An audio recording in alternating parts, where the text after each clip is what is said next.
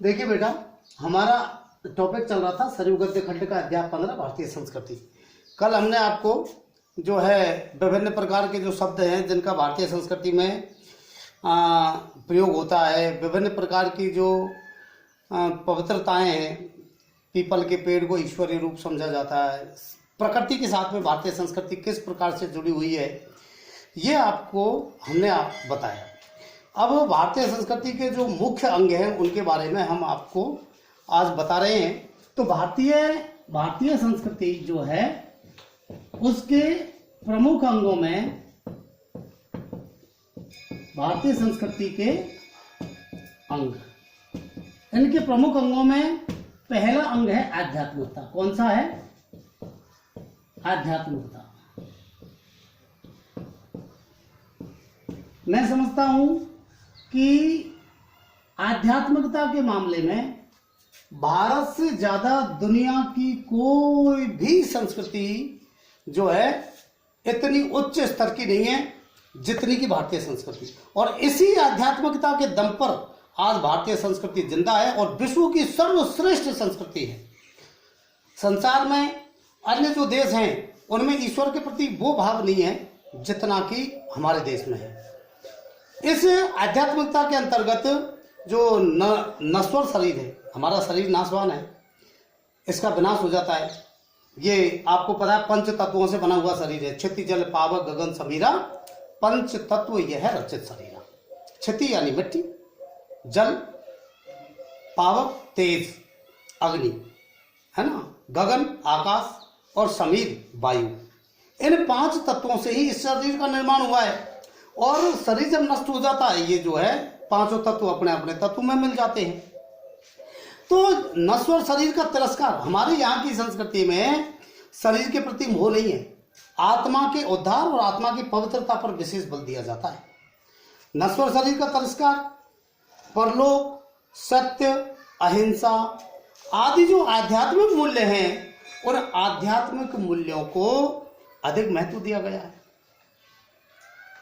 सत्य बोलना, सत्य व्यवहार करना, हिंसा नहीं करना, गलत चीजों का तिरस्कार, त्यागना, वासनाओं का त्याग, इन चीजों को अधिक महत्व दिया है भारतीय संस्कृति में। इसके अलावा आवागमन की भावना, हमारी संस्कृति में ऐसा माना जाता है कि ये हमारी जो जीवात्मा है, ये जीवात्मा बार बार पुनर्जन्म लेती है। क्या लेती है? पुनर्जन्म लेती है। तो ये आवागमन है, जैसे हम कर्म करेंगे उसी प्रकार की हमारी जीवात्मा को जो है देह धारण करके और जन्म मिल जाता है। उसी प्रकार की देह में परमात्मा उस जीवात्मा को डाल करके और दोबारा जन्म दे देते हैं। ईश्वरीय न्याय, हम हमारी संस्कृति में ये मानते हैं, हमारे यहाँ के लोग ये मानते हैं कि भगवान सबके साथ न्याय करता है। जो व्यक्ति अच्छा करता है उसके साथ में उसे अच्छा फल प्राप्त होता है, जो बुरा करता है उसको बुरा फल प्राप्त होता है। यथा कर्म तथा फलम, जैसा कर्म होगा उसी प्रकार का फल प्राप्त होगा।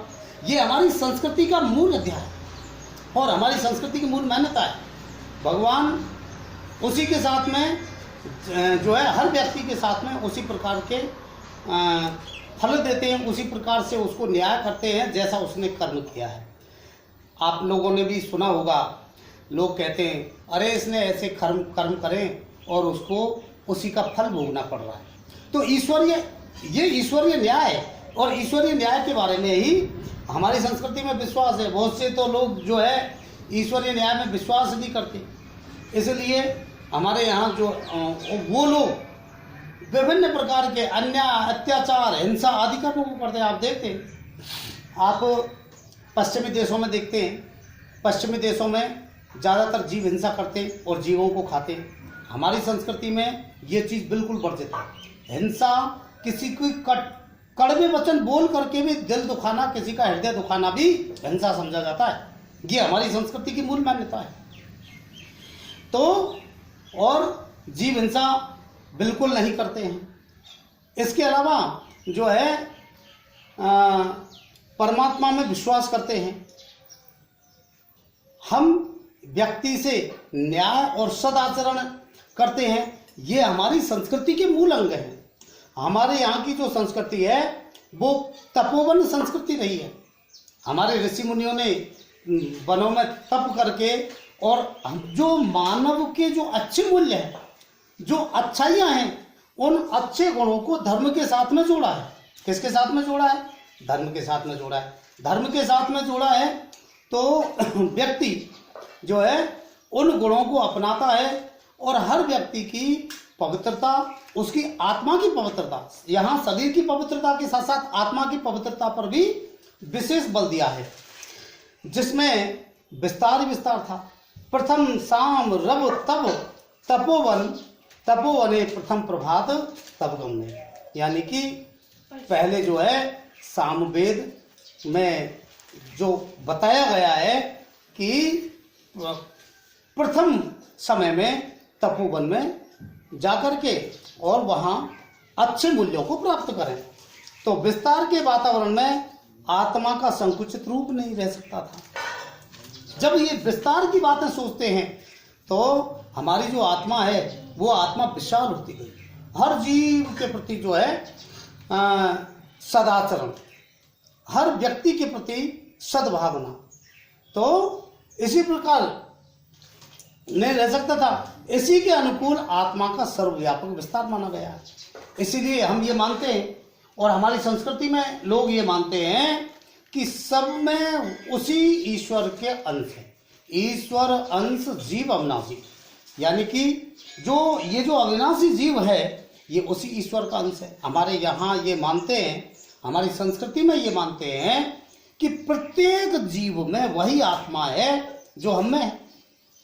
हमें भी ईश्वर का अंश निवास करता है, एक चींटी में भी ईश्वर का अंश निवास करता है, चींटी से छोटे जीव में भी ईश्वर का अंश निवास करता है, वही आत्मा निवास करती है।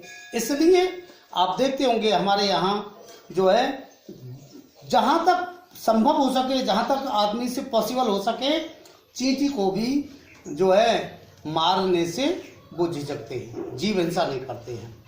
इसीलिए हमारे यहाँ सर्वभूत हित पर अधिक बल दिया गया है, अधिक महत्व दिया गया है। आत्मवत सर्वभूतेषु यह पश्यति स पश्यति। आत्मवत सर्वभूतेषु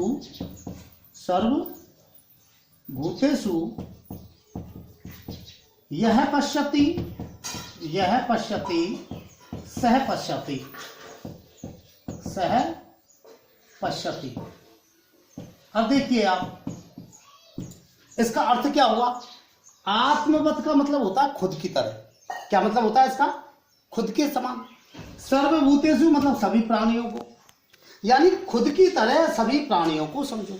यह पश्यति, जो इसे देखते हो, सह पश्यति, उससे देखो। मतलब सभी प्राणियों को एक ही नजर से देखिए। आत्मवत सर्वभूतेषु, खुद की तरह ही सभी जीवों को समझो। अगर आप खुद से प्रेम करते हैं, सभी जीवों से करो। अगर आप खुद को सुखी देखना चाहते हैं, सभी जीवों को सुखी देखना चाहो, सभी जीवों को सुखी देखो। अगर खुद के साथ में आप न्याय चाहते हैं, सभी जीवों के साथ में न्याय करो। यहाँ कीरी और कुंजर में एक ही आत्मा का विस्तार देखा गया है। अभी मैंने थोड़ी देर पहले आपको बताया था कि यहाँ बड़े से बड़े जीव में वही आत्मा निवास करती है। यहाँ की संस्कृति मानती है कि बड़े से बड़े जीव में वही आत्मा निवास करती है जो छोटे से जीव में निवास करती है। छोटे से जीव में भी वही निवास करती है आत्मा जो बड़े से बड़े। कीरी और कुंजर में एक ही आत्मा का विस्तार देखा गया है। कीरी कहते हैं चींटी को और कुंजर कहते हैं हाथी को। तो चींटी में और हाथी में एक ही आत्मा का विस्तार देखा गया है। वही आत्मा है, परमात्मा का अंश है सब में। इसी से गांधी जी की सर्वोदय की भावना को बल मिला है। गांधी जी में ने जो सर्वोदय की भावना थी कि भाई सभी जीवों का उदय हो, सभी प्राणियों का उदय हो, उसको भावना मिला है। आपने देखा कि हमारे यहाँ के मनीषी सर्वे भवन्तु सुखिनः सर्वे सन्तु निरामया। सर्वे भवन्तु सुखिनः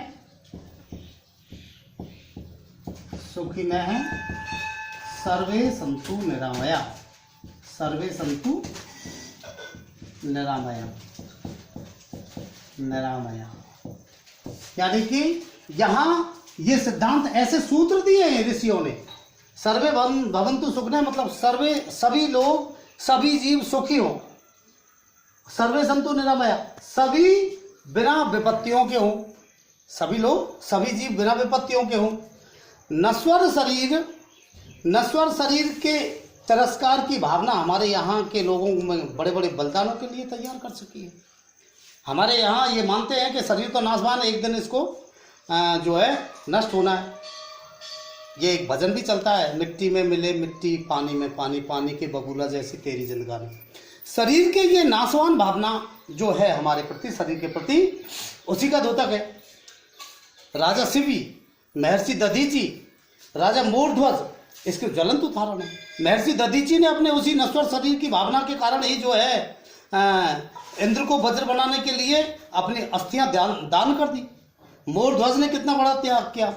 राजा शिवी ने जो है अपनी जंगा में से उसी न्याय के खातिर जो है उस शिकारी को वो दे दिया, क्या नाम से मांस निकाल करके। इस प्रकार से यहाँ ये शरीर के प्रति त्याग की भावना के ही प्रतीक है। महाराज दिलीप ने गुरु की प्रसन्नता के लिए नंदिनी नाम की गऊ को चराने का व्रत धारण किया था और उसकी सिंह ने जो है, सिंह से रक्षा करने के लिए वे अपने प्राणों का भी उत्सर्ग करने के लिए तैयार हो गई। शेर सिंह से उन्होंने कहा कि भाई तुम मुझे तो इसकी रक्षा का कर्तव्य दिया है गुरु ने, और अगर तुम्हें भूख मिटानी है तो मुझे खा लो। तो इस प्रकार से सिंह से रक्षा के लिए तैयार हो गए। वे सिंह से कहते हैं कि यदि तुम मुझ पर दया ही करना चाहते हो तो मेरे यश शरीर पर दया करो। कौन से शरीर पर? मतलब मेरा यश नहीं जाना चाहिए। यश प्राप्त जब होता है, जब सत्य की रक्षा करते हैं, तो यश शरीर की रक्षा करो। पंचभूतों से बने हुआ नाशवान शरीर के पिंडों पर मुझ जैसे लोगों की आस्था नहीं होती है, ये राजा दिलीप ने कहा। हमारे यहाँ का मार्ग साधना का मार्ग रहा है। साधना, सत्य की साधना, न्याय की साधना, तप, त्याग और संयम को भी महत्ता दी गई है। क्या बौद्ध, क्या जैन और क्या वैष्णव, सभी लोग इन गुणों की सराहना करते हैं। हमारे यहाँ की आध्यात्मिकता मन और बुद्धि से परे जाती है। मन और बुद्धि से परे जाती है। मन और बुद्धि से भी ऊपर सोच करके रहते हैं आत्मा का भाव। वह आत्मा का साक्षात अनुभव करना चाहती है। यही भारतीय और पाश्चात्य दर्शनों में अंतर है। हमारी संस्कृति में यही तो अंतर है। इसीलिए तो कहा है यूनान रोम किस्ती मिट गई सब जहाँ से, कुछ बात है कि हस्ती मिटती नहीं हमारी। तो हमारे दर्शन का अर्थ आत्मा का दर्शन ही है। पाश्चात्य देशों में, जो पश्चिमी देश हैं, उनमें वह बुद्धि विलास के रूप में केवल बुद्धि को आनंद देने वाला, बस मन को आनंद मिलना चाहिए। लेकिन हमारे यहाँ मन के आनंद की ओर ध्यान नहीं है। आत्मा की पवित्रता, शुद्धता और आत्मा के त्याग की बात है। तो इस प्रकार से ये है हमारा आध्यात्मिक रूप। और इसके अलावा जो दूसरा अंग है हमारे भारतीय संस्कृति का, उसे पढ़ाएंगे कल।